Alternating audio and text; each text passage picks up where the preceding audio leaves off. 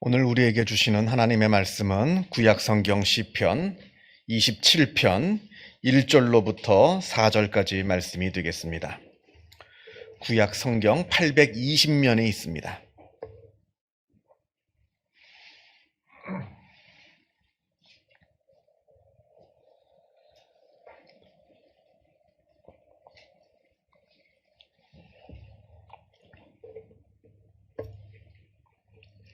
시편 27편 1절로부터 4절까지 말씀을 봉독합니다. 이 계시의 말씀을 봉독할 때에 살아계신 하나님의 음성을 다 함께 들으실 수 있기를 바랍니다. 여호와는 나의 빛이요 나의 구원이시니 내가 누구를 두려워하리요. 여호와는 내 생명의 능력이시니 내가 누구를 무서워하리요. 악인들이 내 살을 먹으려고 내게로 왔으나 나의 대적들 나의 원수들인 그들은 실족하여 넘어졌도다. 군대가 나를 대적하여 진칠지라도 내 마음이 두렵지 아니하며 전쟁이 일어나 나를 치려 할지라도 나는 여전히 태어나리로다. 내가 여호와께 바라는 한 가지 일 그것을 구하리니 곧 내가 내 평생에 여호와의 집에 살면서 여호와의 아름다움을 바라보며 그의 성전에서 사모하는 그것이니라. 아멘. 예로부터 전쟁을 하는 군인들 사이에서는 이런 말이 있다 합니다. 용장보다는 지장, 지장보다는 덕장, 덕장보다는 운장이다 하는 말이 있습니다. 이게 무슨 말이냐면 용맹한 장수보다는 지략이 뛰어난 장수가 낫고 지략이 뛰어난 장수보다는 덕이 있어서 밑에 군사들을 잘 이끄는 그런 장수가 낫지만 그러나 뭐니 해도 운이 따르는 운장보다는 못하다는 겁니다.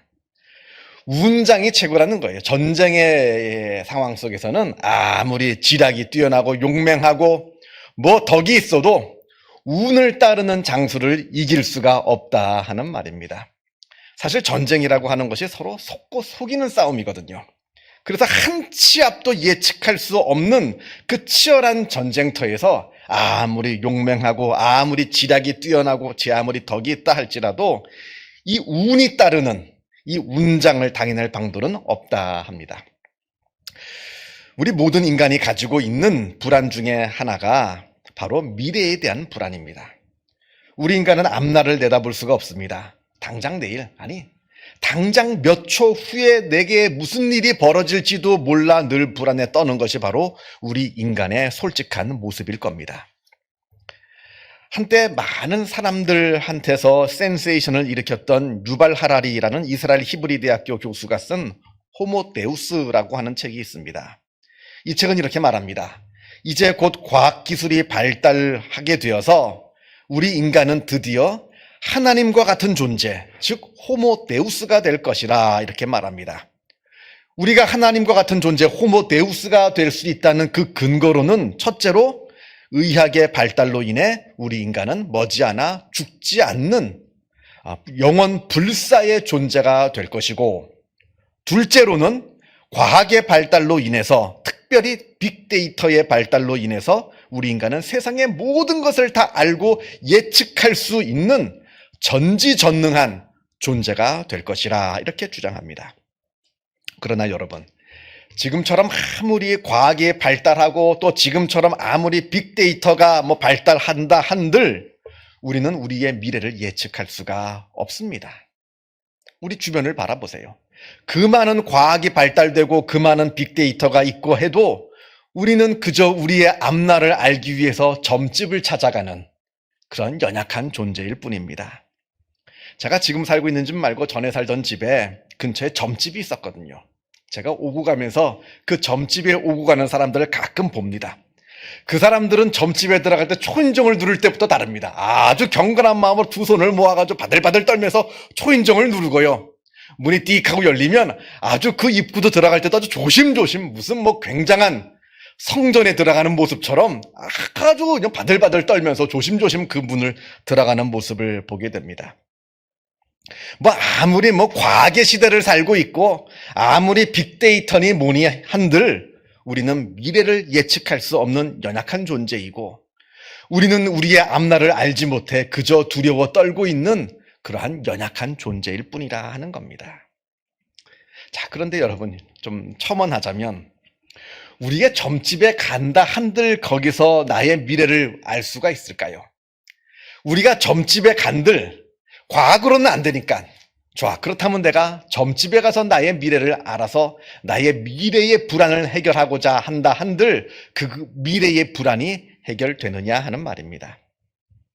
여러분, 사주팔자 보는 거 있죠. 그걸 명리학이라고 합니다. 사주팔자 보는 것을 명리학이라 하는데, 제가 그걸 뭐 깊이 공부한 건 아닙니다만 제가 좀 알아봤어요. 이게 도대체 뭔가 알아봤는데, 그 명리학이라고 하는 것은 세상을 바라보고 세상을 해석하는 해석학이고 철학이지 내 앞날을 점치는 수단이 아닙니다.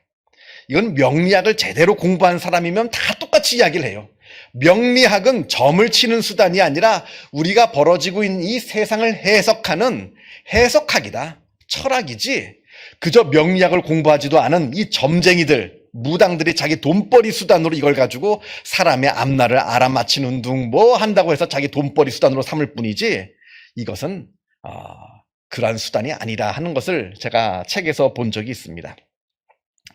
그러니까 이 명리학이라고 하는 것은 정확하게 이야기하자면 지금처럼 학문이 발달되지 않은, 이런 정교한 학문이 발달되지 않은 몇천 년 전에, 수천 년 전에 그 나름대로의 학문입니다.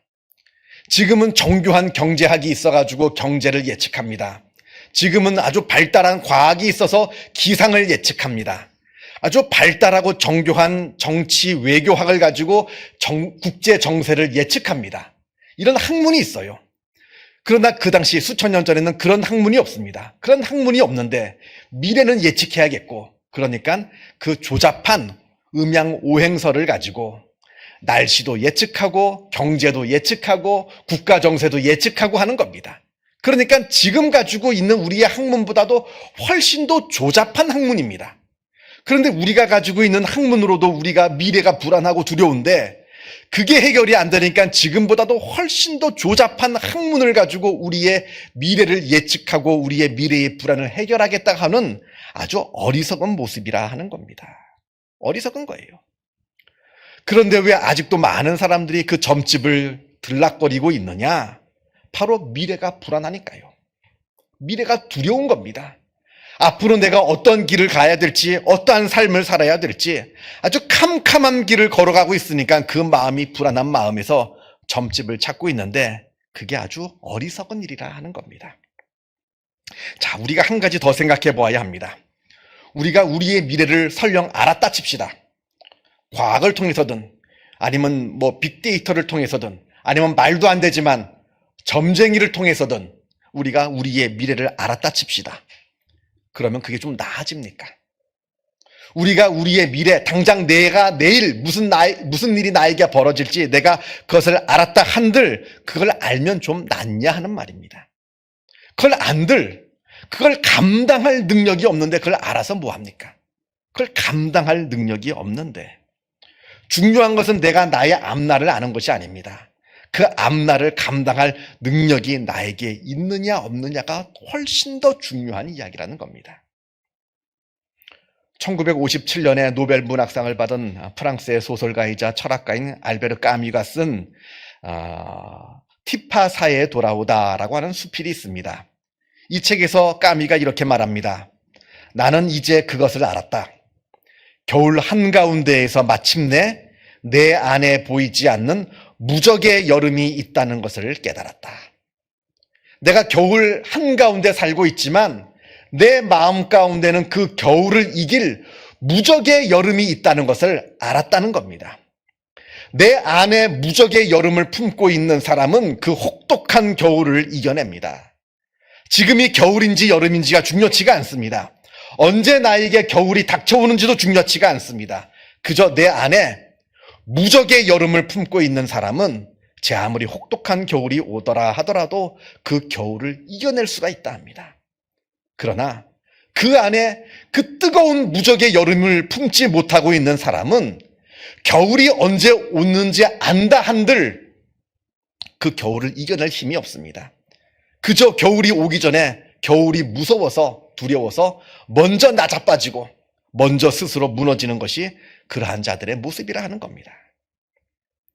여러분, 앞을 알 수 없는 캄캄한 길을 내가 걸어간다 할지라도 내 안에 등불을 품고 있는 사람이라고 한다면 그 어두움을 이겨낼 수가 있습니다.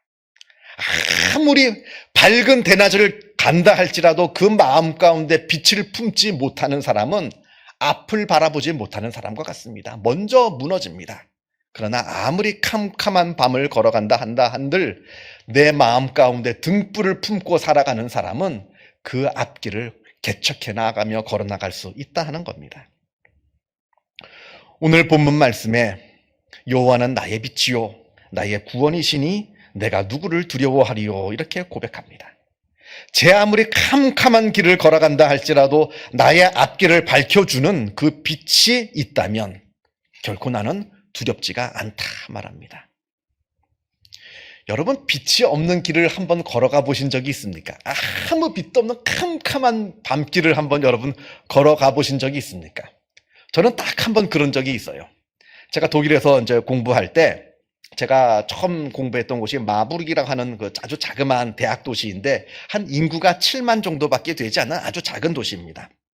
거기는 그 도시는 저녁 7시만 되면 버스가 1시간에 한 번 다닙니다. 1시간에 한 번 다니고요. 10시가 넘어가면 버스가 아예 끊깁니다. 그래서 저녁에 공부를 하다가 버스 시간에 맞춰서 빡 나가야 돼요. 만약에 내 눈앞에서 버스를 놓쳤다 그러면 1시간을 기다려야 되고요. 만약에 내가 막차를 놓쳤다 그러면 그냥 집까지 걸어가야 됩니다. 근데 어느 날 버스를 눈앞에서 놓쳤어요. 1시간을 기다려야 될 것이냐 아니면 다른 버스를 타가지고 한 20분을 걸어가야 될 것이냐 이제 판단을 해야 되는 겁니다. 그래도 이제 1시간을 기다리는 것은 좀 너무 무리겠다 싶어서 다른 버스를 타고 가서 다른 곳에 내려서 20분을 걸어가야 되는데 그 걸어가는 길이 빛이 없는 오솔길이에요. 그냥 도로가 아니라 울퉁불퉁한 도로는 아닙니다. 그냥 나름 시멘트로 포장은 되어 있습니다만 그러나 캄캄한 길입니다. 그날따라 금음날이었던 것 같아요. 아니면 뭐 날이 흐려서 있는지 전혀 달빛도 없는 그 길을 한 20분을 걸어가야 됩니다.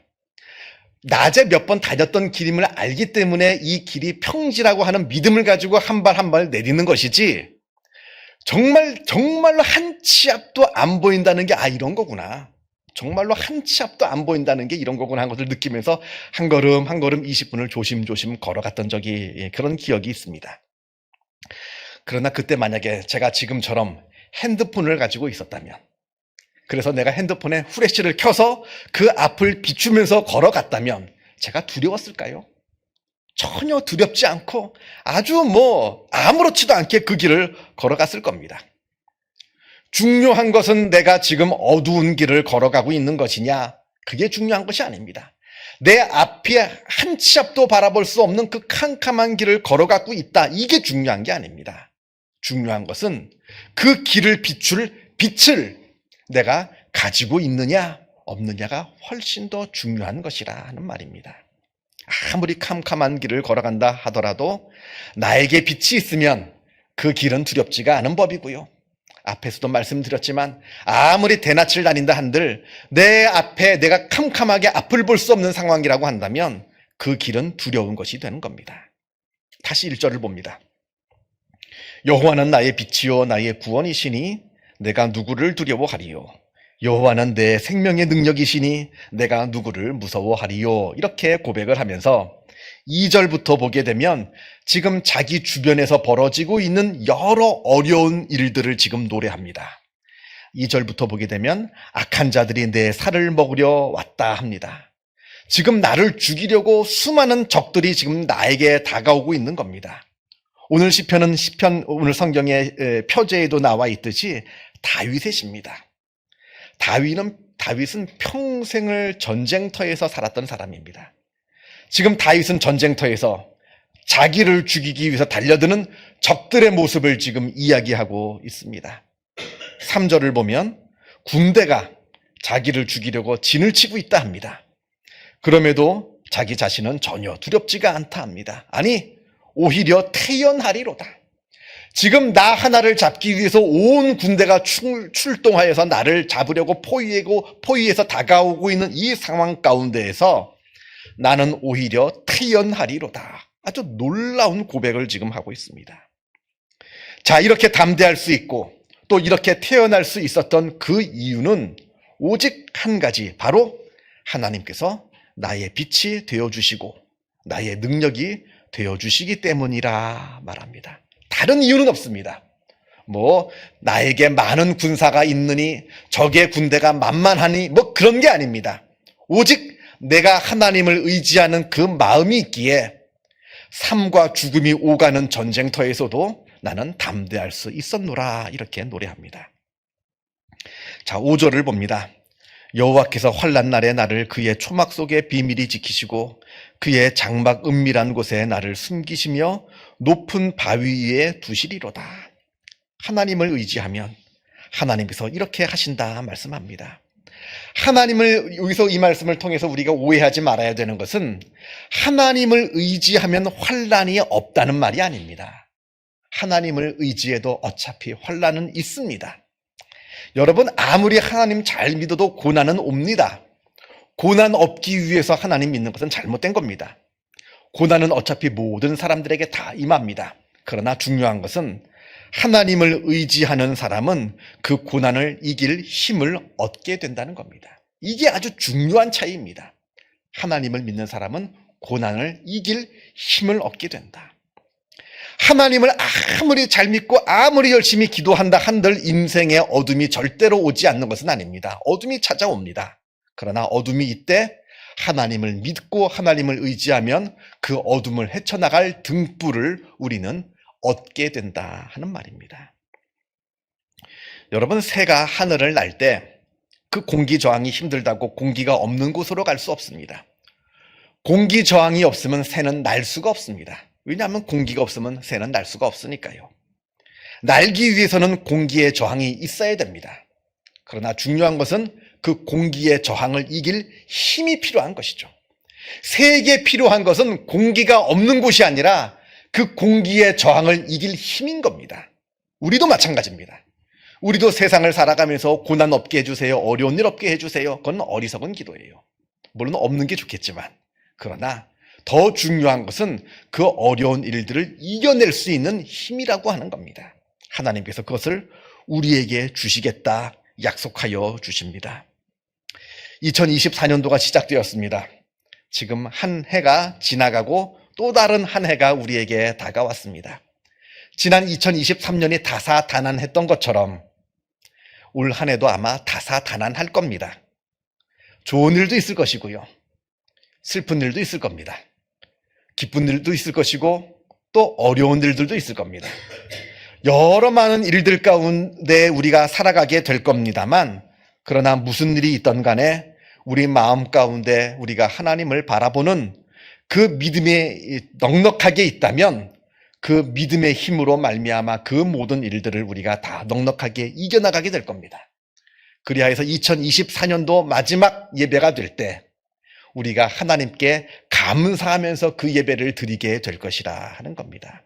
바라기는 여러분 한 분 한 분 여러분들 마음속에 하나님을 붙잡는 마음으로 가득하여서 하나님의 등불이 여러분의 삶을 밝히 비추어 주시는 복된 2024년도가 되시기를 주님의 이름으로 축원합니다.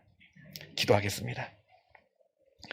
사랑과 은혜가 충만하신 하나님 아버지, 2023년도를 은혜 가운데 보내게 하여 주시고 새롭게 2024년도를 기대하는 마음으로 맞게 하여 주심에 주님의 은혜에 감사를 드립니다.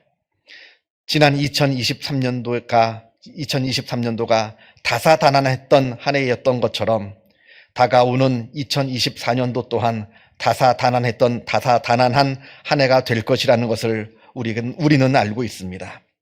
아버지 하나님, 우리 마음 가운데 하나님을 바라보는 믿음을 부어주시어서 그 믿음이 우리의 마음 가운데 등불되어지게 하여 주시고, 그리하여 앞날을 알 수 없는, 한치도 예측할 수 없는 캄캄한 우리의 삶을 살아가는 동안에 우리의 삶을 밝히 비추어주는 복된 하나님의 은혜가 있게 하여 주옵소서.